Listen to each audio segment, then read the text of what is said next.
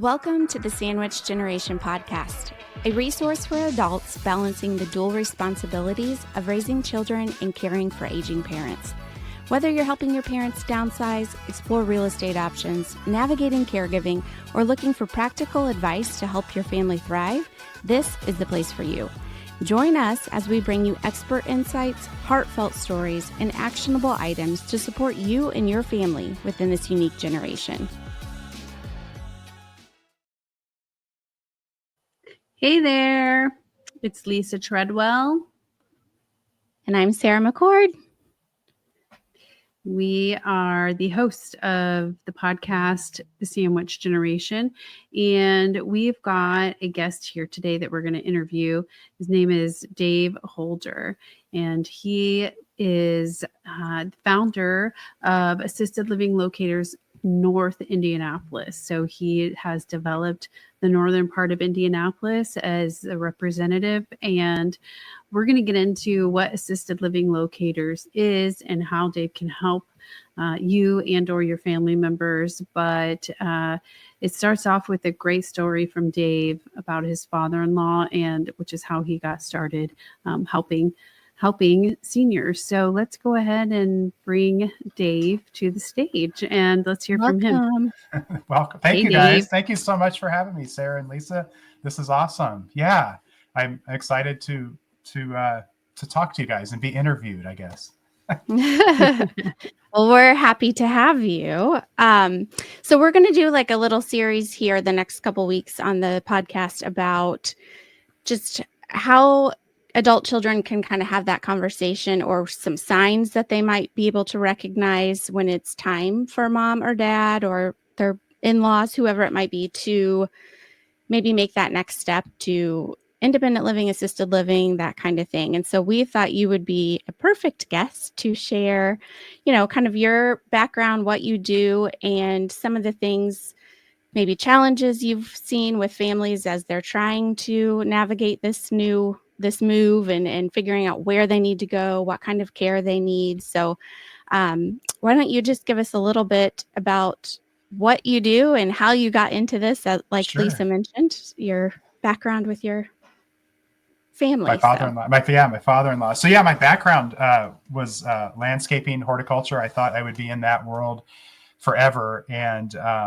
my father-in-law, probably about 8 years ago, he was diagnosed with dementia, and we were navigating those next steps. But, we were like most families. We thought we would just ride that wave and figure out as we went. Unfortunately, we didn't do a lot of research. We weren't very proactive because I think with any family, there becomes a time when loved one can't stay at home.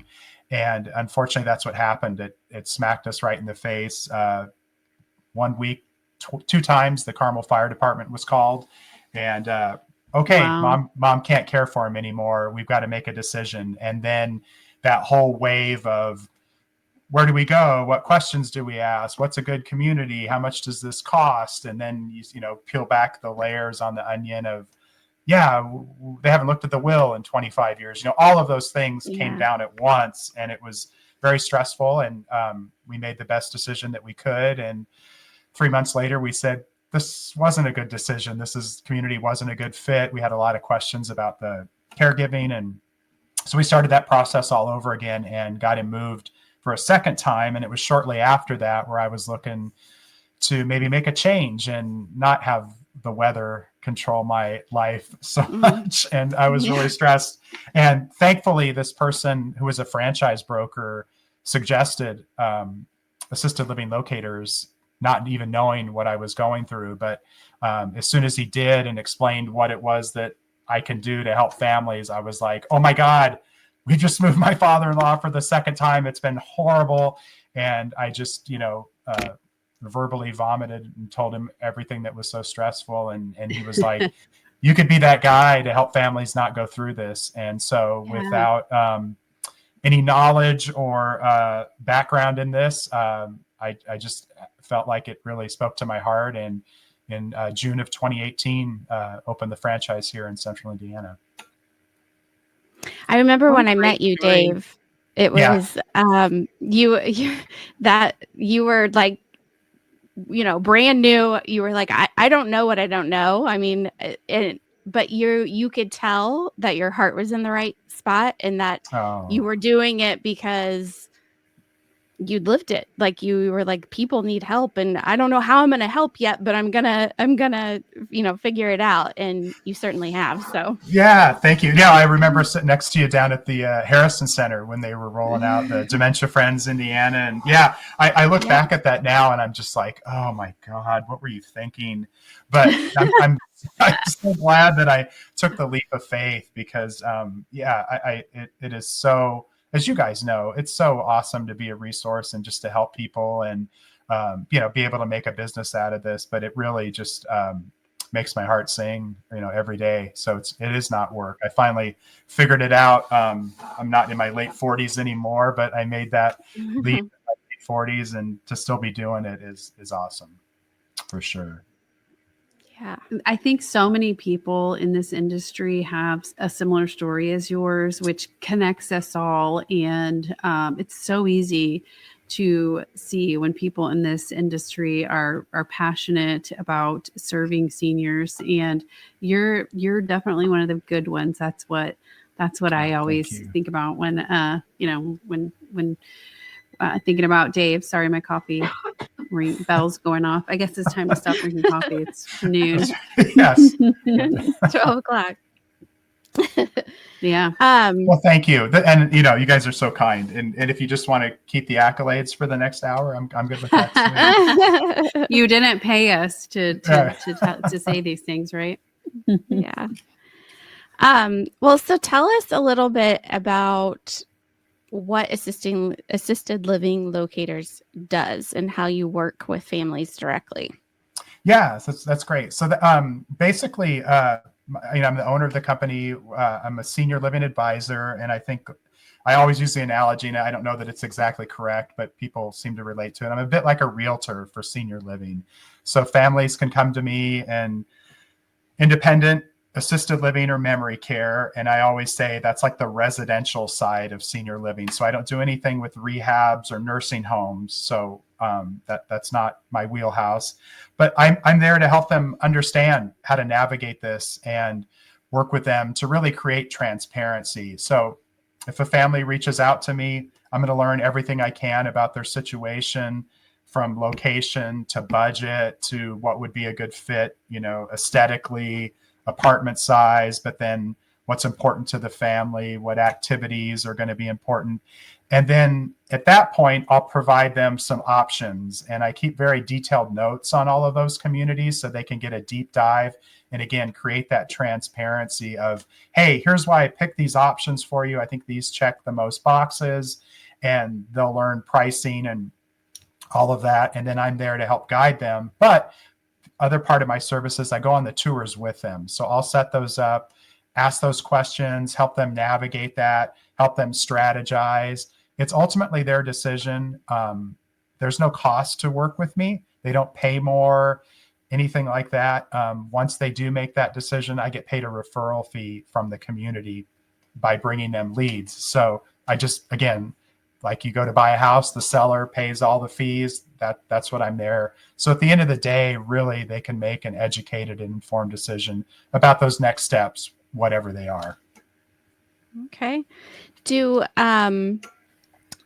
You mentioned going on the tours and kind of like sandwiching down, for no pun intended, but the options. And I think that's one thing that we hear a lot, or I hear a lot from families, is like, well, when you start searching for these communities like independent living, assisted living, it's so overwhelming for them because there's so many options that will pop up. And it's like, how do you know, what's good, what's bad, what's gonna maybe speak to hobbies and interests and things like that. And so, you are kind of that person that I think can take this huge list that they're going to get if they're doing an internet search and condense it down to just, let's go look at these, I don't know what you typically do, but 3, 4, 5 communities and because these are going to probably be your best options, or based off of your interview with them. Is that kind of how that works? Yeah, 100%. Yeah. And, like I always tell people, it's a fine line. I really want to engage you and have those deep conversations. And I don't want to sound like spoon feed you, but I want to give you enough information to where it creates more of a conversation. So I'm learning more so we can narrow that down. The industry itself does not do, the families that they're serving any favors. It's very confusing.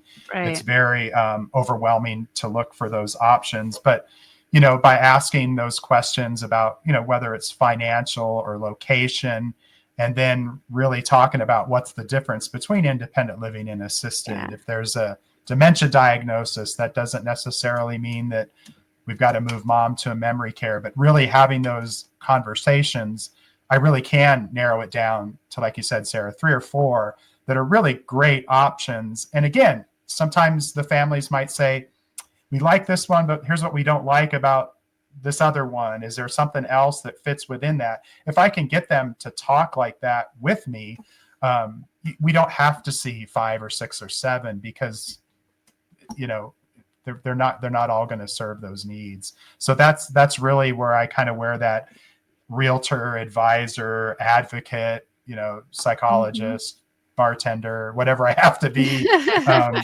have those conversations to really help guide them to make the best decision, whatever that is. Yeah, that's how I describe you too, as similar to like the buyer's agent for real estate, except we're senior communities. Now, just to be clear, Dave is not a licensed realtor. No, Sara and I no. are, but we don't want to get in trouble with anybody. Yeah, just as a comparison. Yeah, for sure. Yeah. I want to ask a question that maybe you get a lot. How, and I get this about you. I just got this, in fact, yesterday. How do you evaluate or vet out the communities that you're choosing to recommend to clients? Yeah, so it's really it's a great question, because I want to stay objective through the whole process and create that transparency. So it's really, early on, it was going and meeting them, asking what's important to them. What do they look for in somebody like me? Gaining that trust to know what their staffing is, where they might, have turnover, what their census is. So I can create more and more of that transparency. I tell families all the time, this is going to start as like a real estate transaction. You're going to want to be talking about square footage or the walk-in closet or something like that. But ultimately, at the end of the day, it does boil down to like the care. And I think when you look at communities that have a strong executive director, strong director of nursing, and even that strong marketing person or salesperson, when you have kind of that triumvirate in there, that's doing really well, then you will start to see, wow, they've got high census. Wow, that also means that people are either moving through the continuum or they're not leaving because they're unsatisfied. And then within that, you have a more stable care staff that keeps that on there. So as much as it is about the beginning, the walk-in closet for mom, or, having plenty of space for her things, focus on those things, and those tend to be the more consistent communities from that standpoint. The other thing I always tell families too is you're ultimately looking for a partner, right? So we want to see communities that have a culture of, hey, we're not perfect. We are going to stumble, but our door's open. We can't fix anything unless you bring it to us. So if they have that culture and they can demonstrate that on the tours, that's very important. The other side of that, I always tell them, is, do you like these people? Do you like what we're seeing operationally? Yes, it's aesthetics. I understand all of that, but they're going to probably be the ones that are going to come to you and say your loved one needs a little more help, or we're noticing some cognitive things. Do you trust them enough? Do you like them enough to hear that from them? Because that's ultimately what's going to make this work, is if you do have a good partnership, that's what's going to make this a successful transition. Yeah, Wow, absolutely. that's a lot. Hey, just for our audience, I know we know this, but we're talking, our audience is mainly women in between the ages of about 35 to 65. A lot of them are probably adult children, or they're moving into, where they're having to take care of their parents. So just for that audience, you mentioned two things. You mentioned census and you mentioned continuum. What are those things, and why are the things that you were just mentioning here, why are those important from a sandwich generation or an adult child's perspective? Yeah, that's a great question, Lisa. So I think, anytime this move is on the table, so to speak, it's a very emotional time for everyone involved, especially, for the seniors themselves. They're never, fired up about this. I think I've had 3 that have reached out to me and said, I'm ready to do this. This is going to be great. It's always the kids, and it takes some convincing. So, it's a lot of times it's leaving the childhood home. It's confronting, some type of, cognitive impairment, or it's the fact that our loved ones are getting older. So there's a lot of emotional layers to that. For the seniors, they can view this as like they're going to see the end of the runway, so that's a very daunting task. They're also going to be the new kid on the block in a very social environment. Wow. So that's difficult. I think, and ultimately what I mean to say is we want to allow ourselves the time to make the right decision, so that we understand that we won't have to make this move again. So understanding what an assisted living community can do, where that's going to top out care wise, where we might be looking at another move possibly to a nursing home, and understanding that mom's probably appropriate for assisted living now, but because of her diagnosis, we might be looking at memory care. What does that look like? What are the steps need to go through that, both for them and the community, to communicate that and what that might look like, and just understanding that as best we can. And census is important too. I've got a family that I'm working with now that was very, very specific about the location they wanted to be in. One of those locations is a community that changed hands recently, that has had a lot of turnover. I do think they've got their arms around it, and they're going to get it right, but also letting them know that, right? And having that conversation like, hey, if this could be an option for you, they're only about 50% full. So what does that mean? There might not be a ton of resident engagement if that's what we're looking for your mom.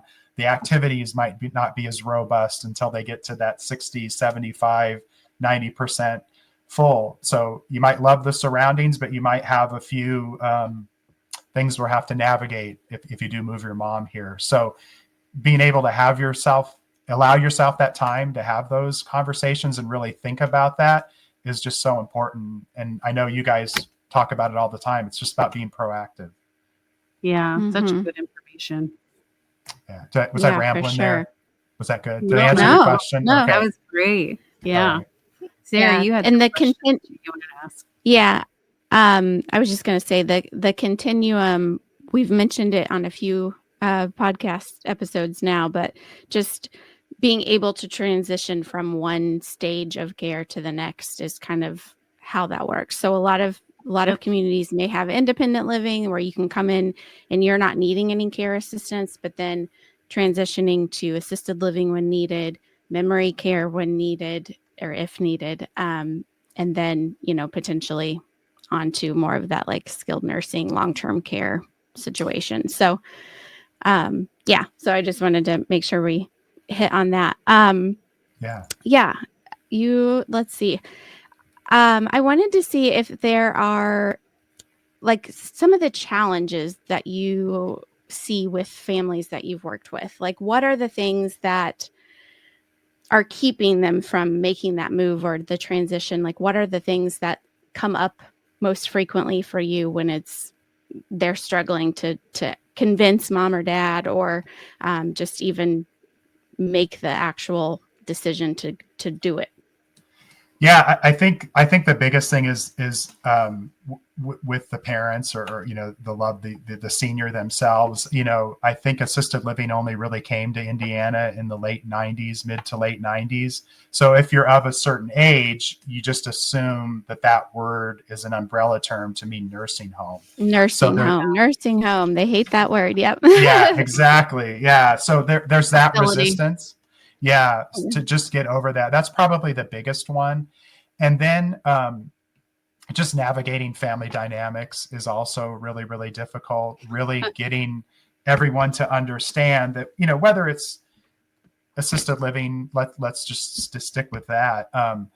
Everyone always says, well, if I move to assisted living, I lose all of my independence. And that's just not true. It's really the opposite. They're there to provide any help you need, as little as you need. Take things off your plate so you can be independent. There's people in assisted living that drive. There's people that still work. Nothing is necessarily taken away from them. It's there to just provide that support so you're in a safe environment that they can react and get the support you need. And as you age and need more support, you don't have to move. You can just add that care there. And it is very much residential living with support services there if you need them. And so one story that I try to tell just as an analogy, like when I was in the landscaping world, I worked for a national company, but it was very family owned. So we had you had to be clean shaven every day. You couldn't have facial hair that went past the corners of your mouth. They were, and I love that part about them. But, even if I was just working in the field, I still had to wear a collared shirt and look very presentable. So as I moved, up the ranks in the company, being well-groomed was, fit right in with who I am. But I also spent my Sundays ironing pants and starching my shirts and looking good. And it dawned on me, like, wait a minute, for $2 a shirt or $3 a pair of pants, I could drop these off on Friday, pick them up on Monday, and I just got my Sunday back, right? Does that mean that I'm like, I can't iron anymore and it's a knock against me because I don't have time to do that? I should be able to manage everything and spend 3 hours on a Sunday doing laundry and ironing. No, I'm able to take that off my plate and now I get my Sunday back. So like senior living can be like that. It's great, Dad, you're 79 and you're still agile and everything else, but do you really need to be climbing up and cleaning out the gutters? Do we Right. do we really need to do that? Great Like, analogy. we can take things off your plate and you're still good and you're going to live your best life.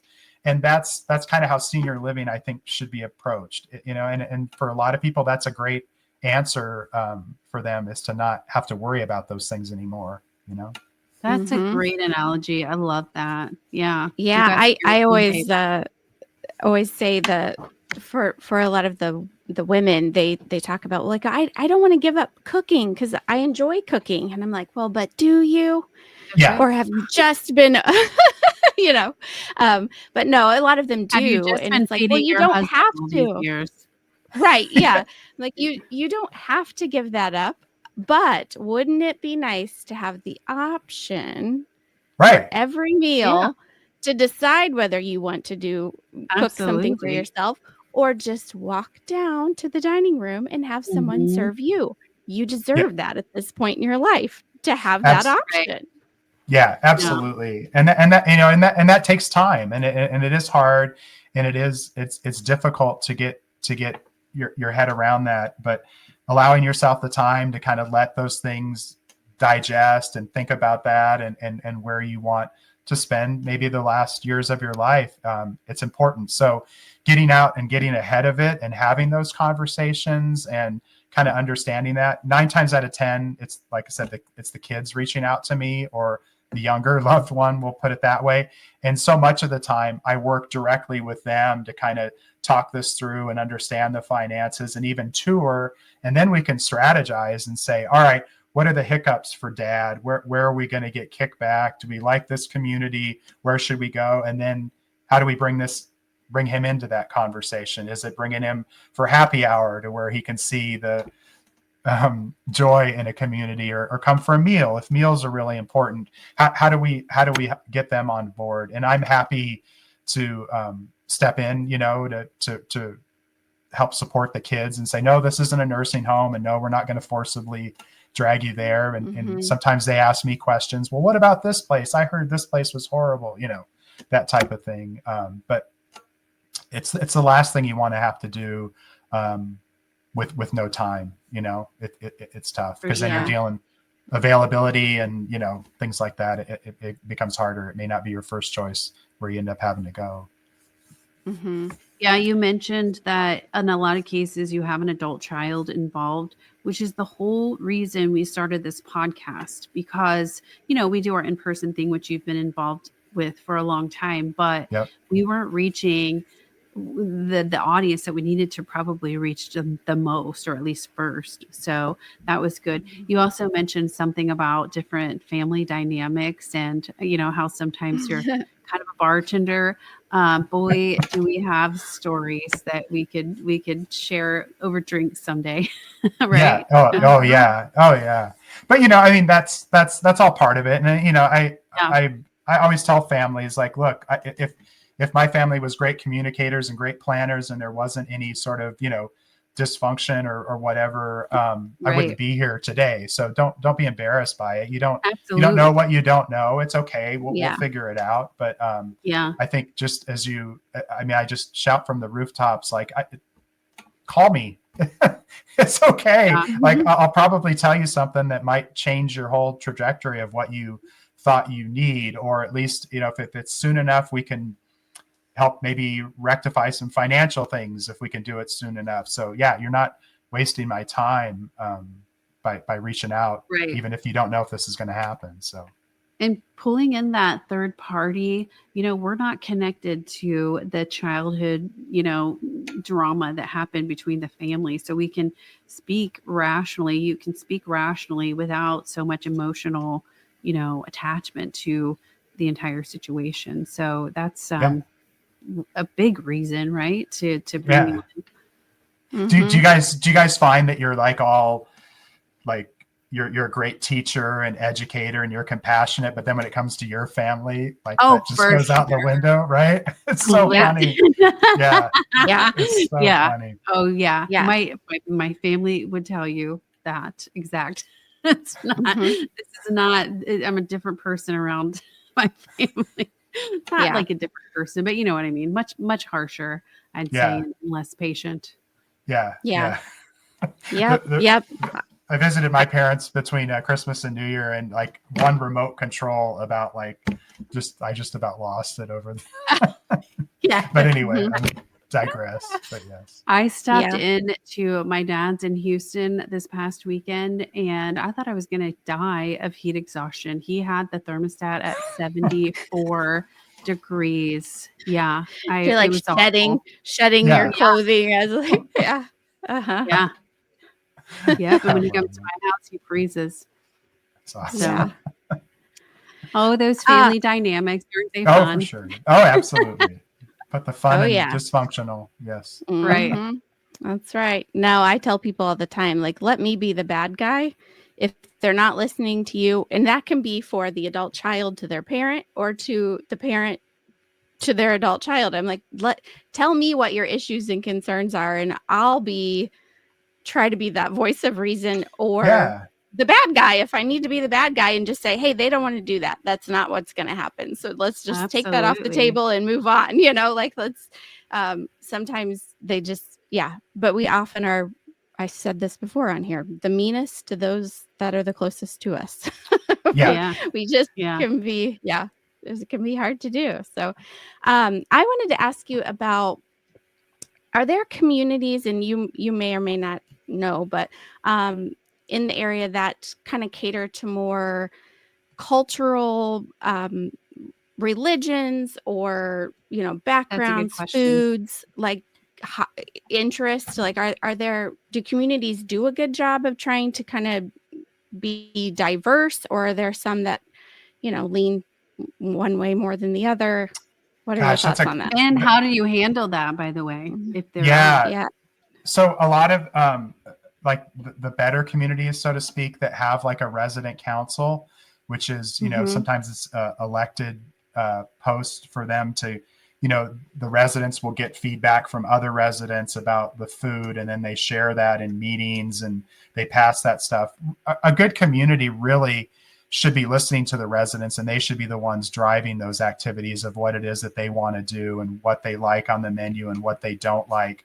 I think, there are communities out there that since COVID that might have had a more robust, maybe weekend schedule of taking people to church or synagogues or something like that. And then that whole world kind of shifted after COVID, and it's the residents that are in a lot of the communities. They're like, oh, we're good streaming it. So that kind of went away. But knowing which ones, do Saturday services to St. Elizabeth Seton, or knowing that it's a tough thing that will come up, where, hey, my mom speaks Korean. Is there a large Korean population? That's really difficult to navigate here in central Indiana. Sometimes you can find it, but I feel that's my role, is to do the due diligence and find that and ask and ask those questions. Yeah, there are some that have more like educational based, because that's what the residents want.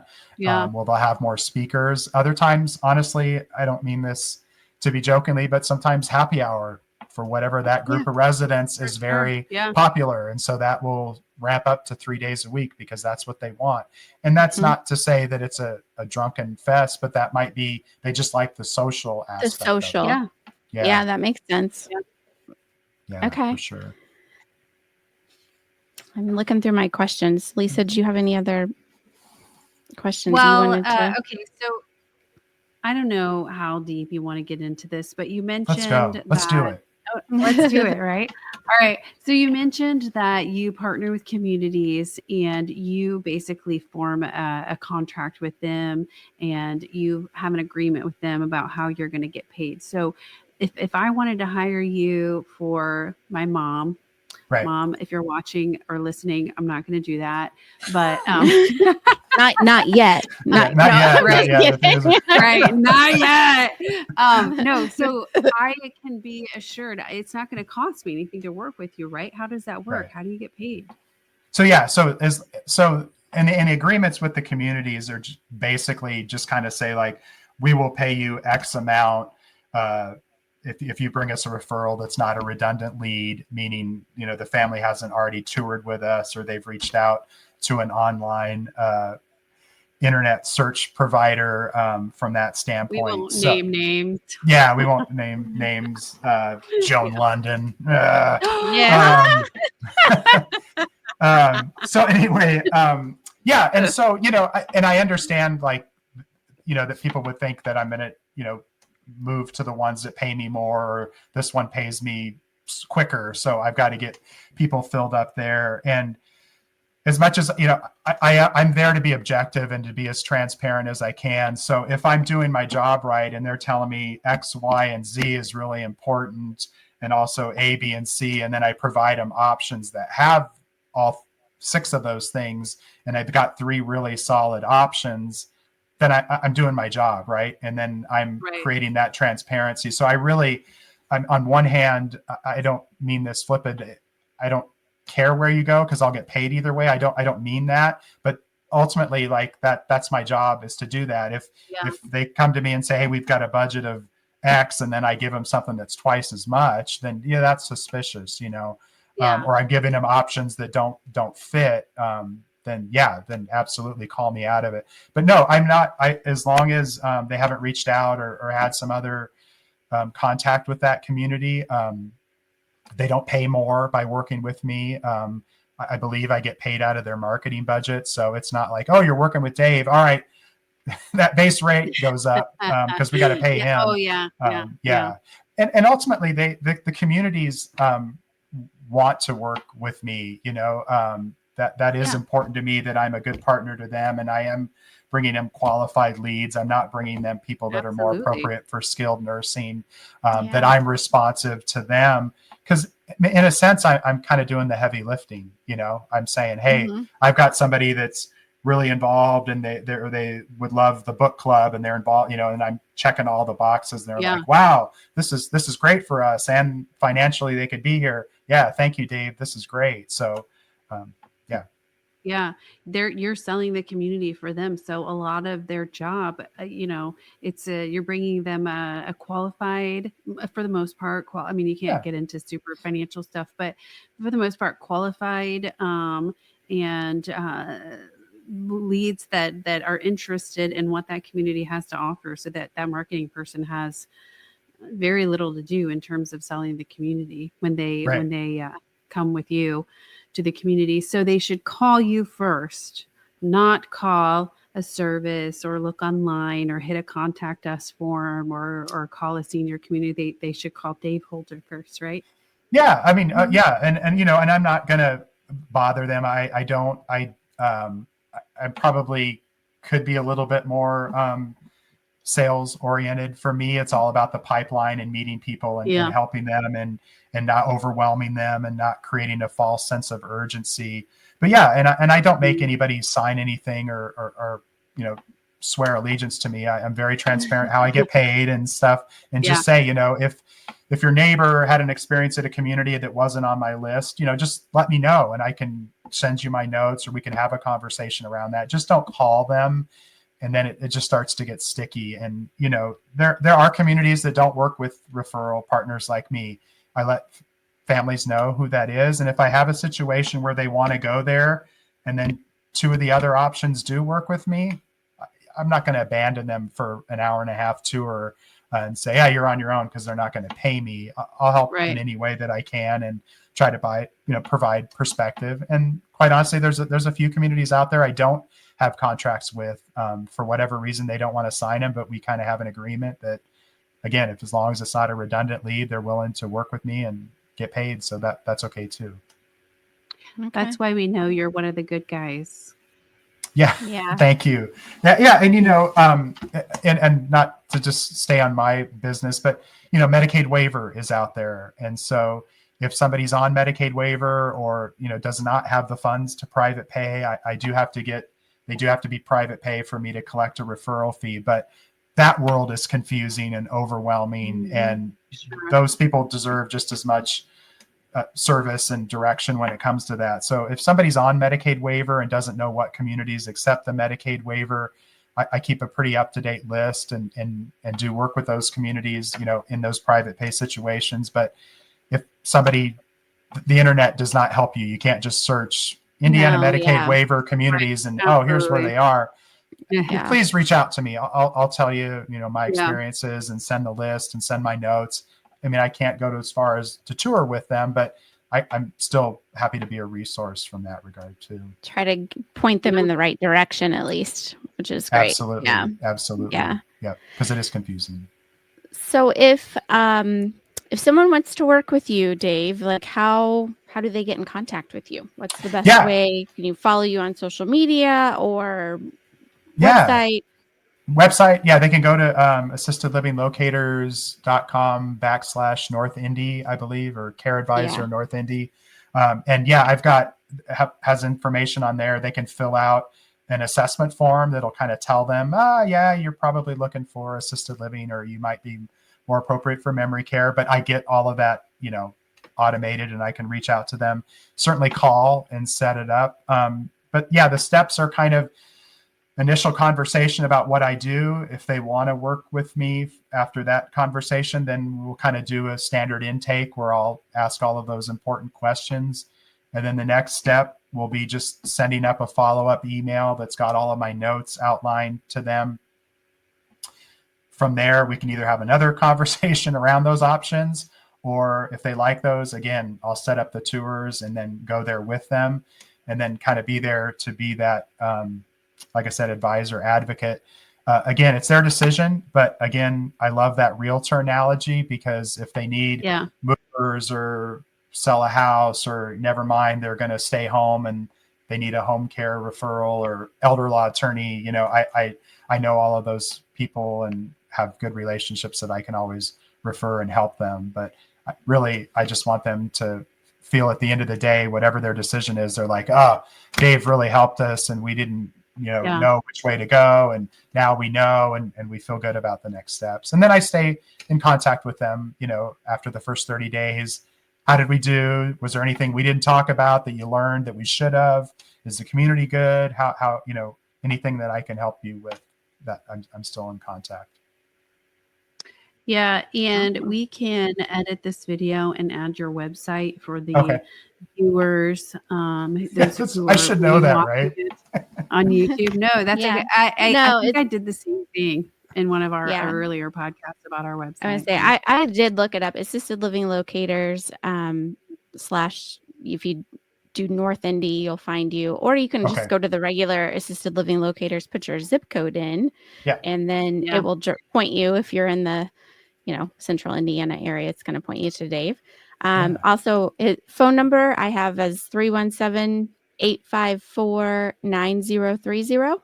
That's correct. Yep, that's my office line. My office manager helps me with the phone. So if I can't get to it on a tour, she answers and we'll call you right back. But yeah, she's there and she'll kind of start that process and set up appointments with me. But yeah, it's pretty easy. Okay, so we'll make sure all of your contact info is in the show notes and on here too. So, any last piece of advice or info you want to give or share for our listeners? I know how overwhelming it is. I know how emotional this is, and really just make the call and have the conversation with me, and I'll be able to reassure you that we've got this and we can do this and we can take this one step at a time, and you can trust me with these decisions, and we'll figure it out. But don't wait. That just makes it so much more difficult, and especially if something happens. I know nobody has a crystal ball, but Sarah, as you know, working in the industry, somebody can have as many options as they can have right now, but boy, one fall and they may not like the options. So happy That's to connect. exactly anybody. right. Yeah, for sure. Yes. Well, we All right. appreciate you, Dave. We always thank love you listening guys. to you. Yeah. Same here. And Thank thanks for helping to educate our audience here. Oh, and absolutely. yeah, that's it. Thanks, All guys. right. Thank you. Thanks. Guys. We'll see you next time.